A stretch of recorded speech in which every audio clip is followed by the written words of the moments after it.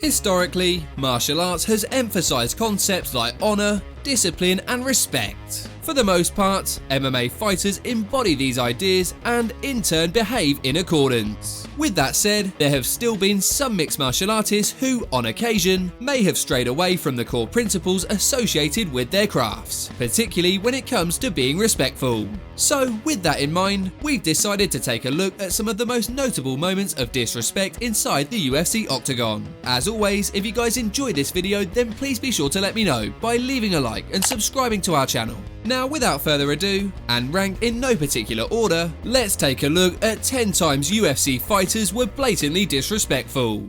Number 10. Ronda Rousey refusing to shake Miesha Tate's hand. Ronda Rousey and Miesha Tate were involved in what would become the UFC's first major rivalry between two female fighters. The two had previously faced one another while working under the Strikeforce banner, where they exchanged some harsh words leading up to their first fight in 2013. After signing with the UFC, the pair found themselves in opposing corners as coaches on the 18th season of The Ultimate Fighter. During the series, it became crystal clear that both Ronda Rousey and Miesha Tate genuinely despised one another. Season 18 culminated with a rematch between the two, which took place at UFC 168. Heading into the bout, Rousey was sporting a perfect 7-0 record, having submitted all of her previous opponents in the very first round. The former Olympian would end up winning the rematch via an armbar submission. Still, Tate did become the first fighter Rousey has faced to make it out of round 1 in what was a relatively competitive fight. Following the match, hoping to bury the hatchet, Tate extended her hand in a show of sportsmanship. Shockingly, Rousey refused the gesture and opted to pass up on the handshake.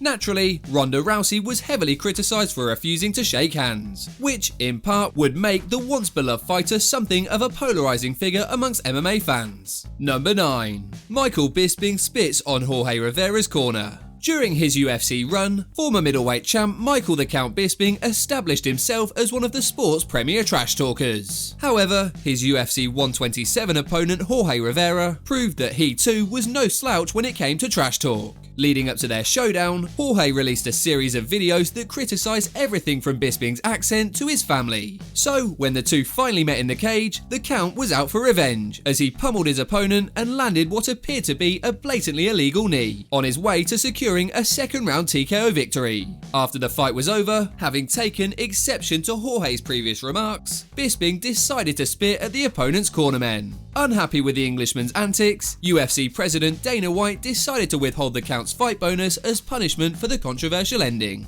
Number 8. Jon Jones makes a gesture to Cormier after their fight at UFC 182.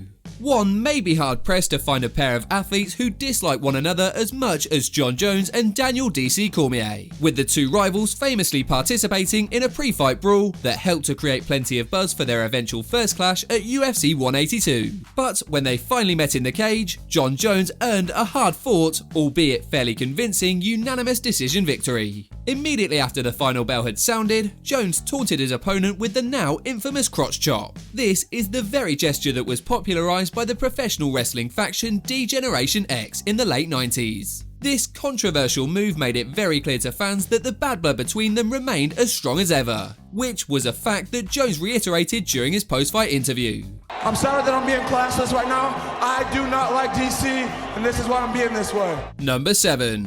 Nate Diaz flips off Donald Cerrone. Stockton's own Nate Diaz is a fighter who has never been shy about using mental warfare against an opponent, with his signature Stockton slap a classic example of a tactic that the former BMF title challenger has used to get inside of an opponent's head. Diaz has also been known to use his own brand of sign language, which obviously includes flipping off his opposition. While Diaz has used this gesture on several occasions, he most famously put his middle finger to work in a bout with fan favourite Donald Cowboy Cerrone. At UFC 141, in a contest that would end up earning a Fight of the Night bonus, Diaz took time in between rounds to fire a double bird in Cowboy's direction. In typical fashion, Cerrone seemed mostly indifferent. Despite the incident, there were apparently no hard feelings, as the two took time to shake hands and hug as Diaz earned a unanimous decision victory.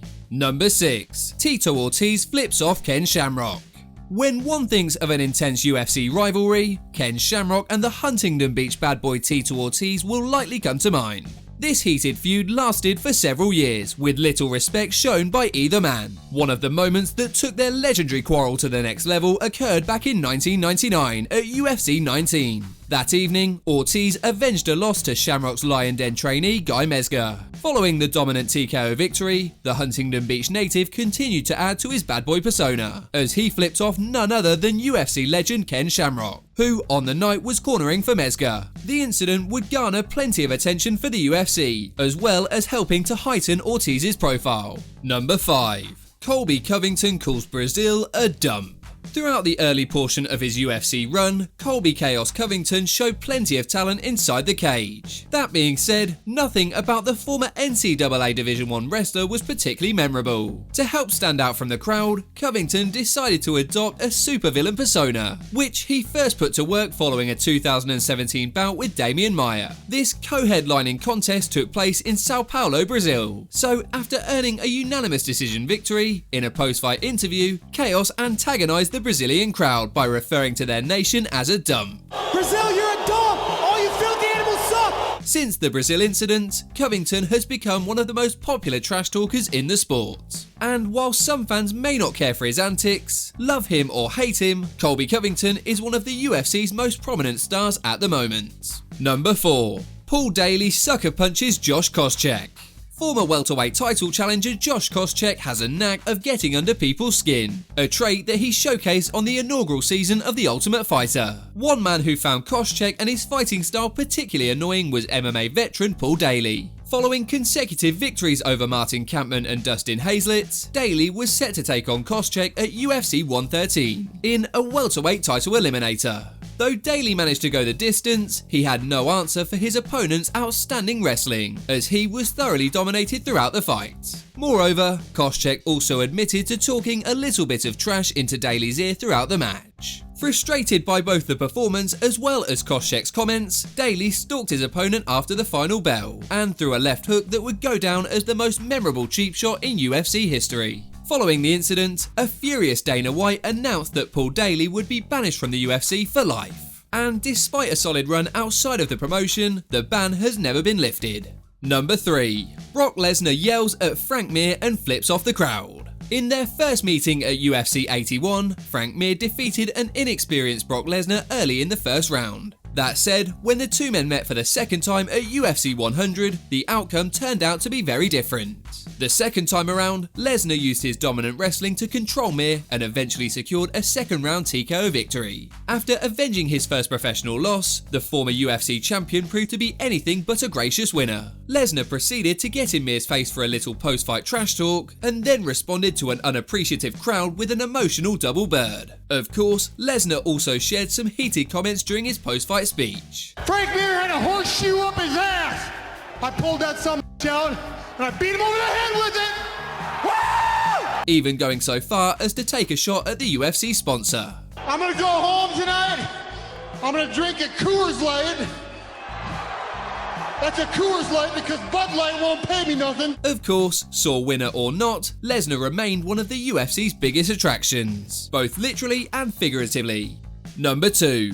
Tank Abbott mocks John Matua after his knockout win. The UFC 6 fight between Tank Abbott and John Matua, which took place back in 1995, serves as a reminder that disrespecting one's opponent inside the cage is hardly a new concept. Interestingly enough, this fight also happened to be Abbott's first fight in the promotion. Once the match started, the bar brawler out of Huntington Beach wasted little time and quite literally knocked his opponent stiff in just 18 seconds. To add a bit of insult to injury, Abbott then mocked his opponent by attempting to emulate the position in which he was lying unconscious. While the gesture was clearly in poor taste, it was these sort of antics that would help make Tank Abbott one of the sport's early stars. Number 1. Ryan Benoit kicks the butt of Sergio Pettis, quite literally. After a disappointing promotional debut, in which he suffered a submission loss to Josh Sampo, Ryan babyface Benoit was looking to right the ship against Sergio Pettis at the Ultimate Fighter 18 finale. Despite being a massive betting underdog, and following a challenging first round, Ryan managed to land a big left hook and win the contest via a second round TKO. However, after the referee had already waved the fight off, he then decided to quite literally kick Pettis in his rear end.